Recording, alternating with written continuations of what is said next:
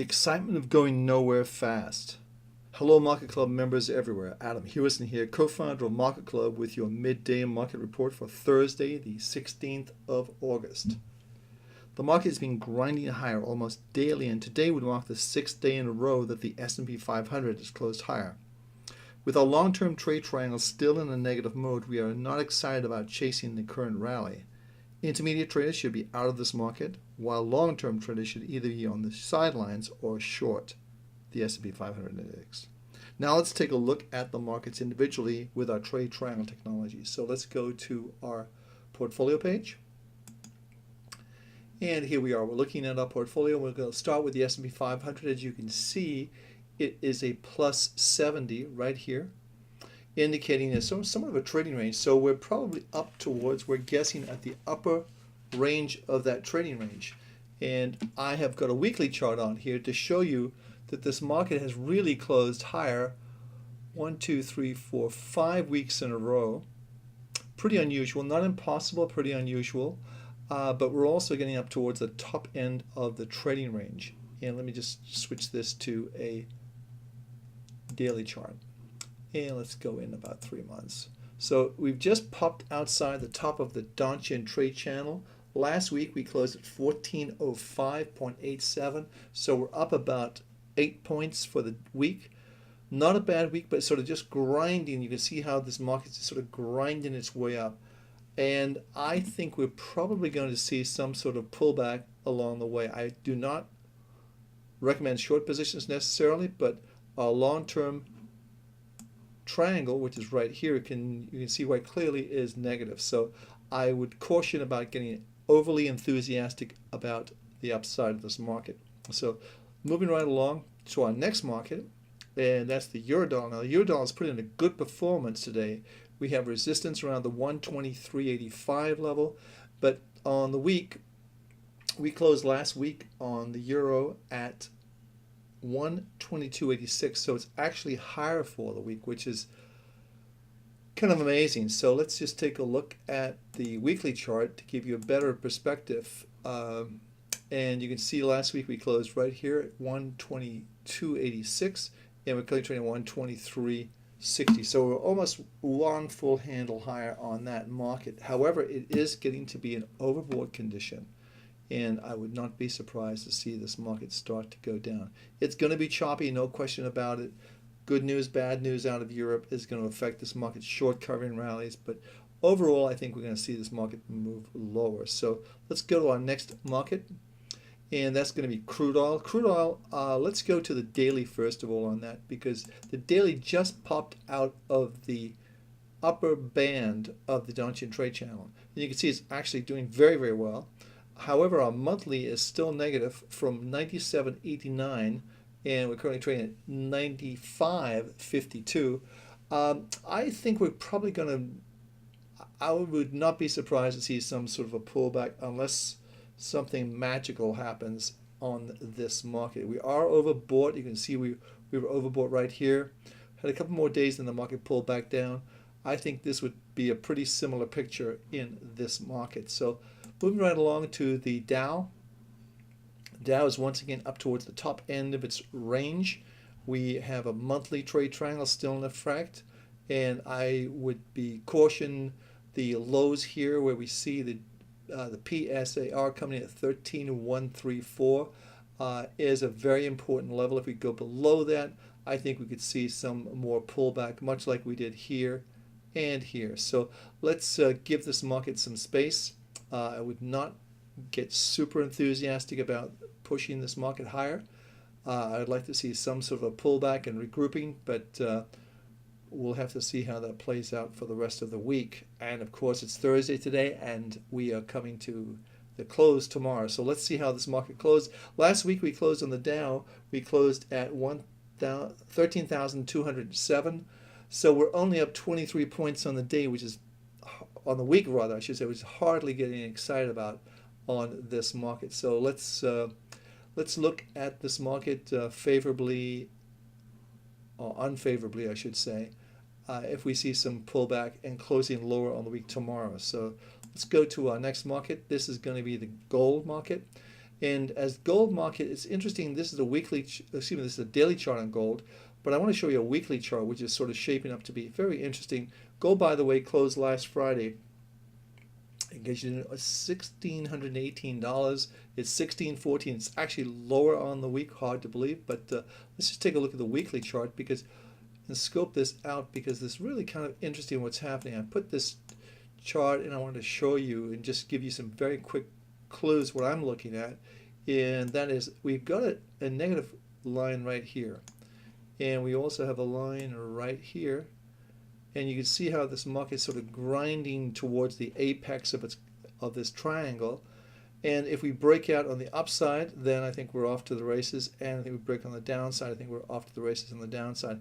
It just, you can see we've gone sideways for really quite some time, almost since the beginning of May, which for the market to do this for 3 months is pretty amazing. You have to go quite a ways back to see that happening right around this time window here. And we did have a big move from there. So let's see how this plays out. But generally speaking, very tight range. We are lower for the week, as I mentioned to you, and I think that bears some consideration. So let's go to our next market, and that's going to be the NASDAQ. The NASDAQ closed last week, by the way, at 3,020 with 3,055, so we are up on the week. Not a lot, but certainly a little bit. And you can see we, again, this gets back to how things are going to close this Friday, how comfortable people are going home long this weekend in the stock market. I'm not sure it's going to happen, but we'll let the market decide that for us. But if we see the market close lower for the week, I think that would be certainly a clue. Certainly we're further away from the resistance on the NASDAQ than we are on the S&P 500 and also the Dow. So certainly want to pay close attention to that. This is gold. We looked at gold, so you know that's pretty much the same. NASDAQ, let's go back to copper. Copper closed last Friday at 3.4050, so it's a little bit lower for the week, which is interesting because the markets are usually reflected very well with the S&P 500, and this is lower, the S&P 500 is high, so we'll have to see how that plays out. But generally speaking, this market, let's just look at our daily chart, and let's get a bit. Yeah, you can see basically, I think this is just a short covered rally in line with everything else that's rallying today, including the equities and the commodity markets. So I think it's sort of a sympathy rally, short covering.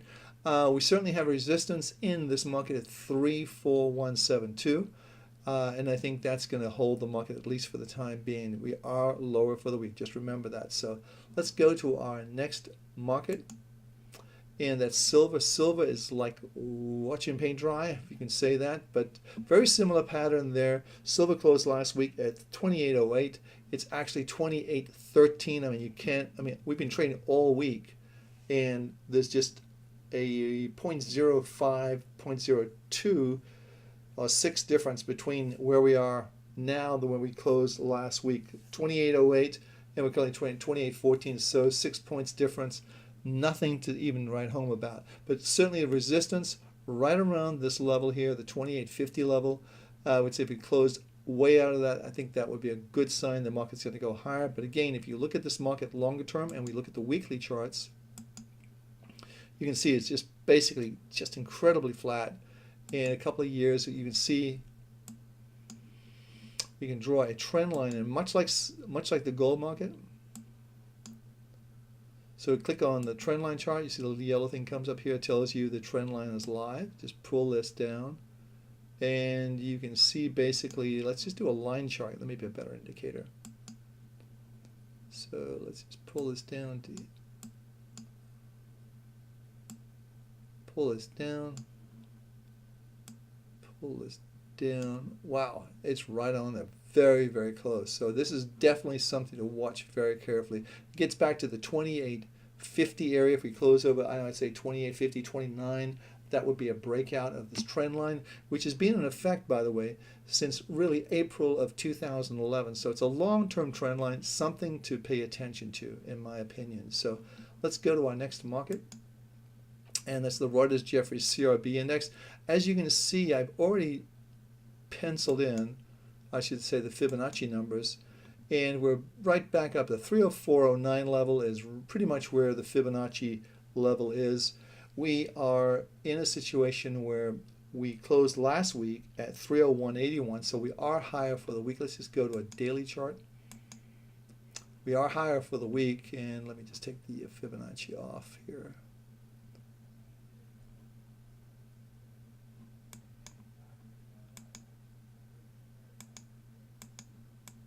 And let's just take this, I'll clear this up a little bit. And okay, so here we are. We're just back. We closed last week at 301.81, and we're currently trading, let's see, get a little closer.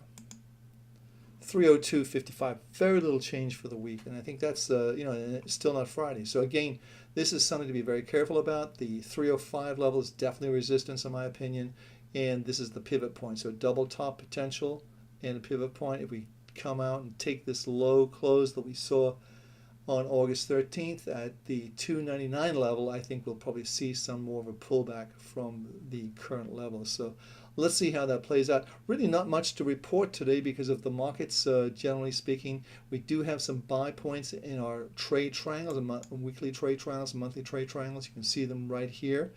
And there they all are, and you can look at any of those if you're a Market Club member and get a good idea of what's going on. But generally speaking, I think we're going to see more choppy action as we get closer to these resistance levels in the S&P 500, the Dow, and the NASDAQ.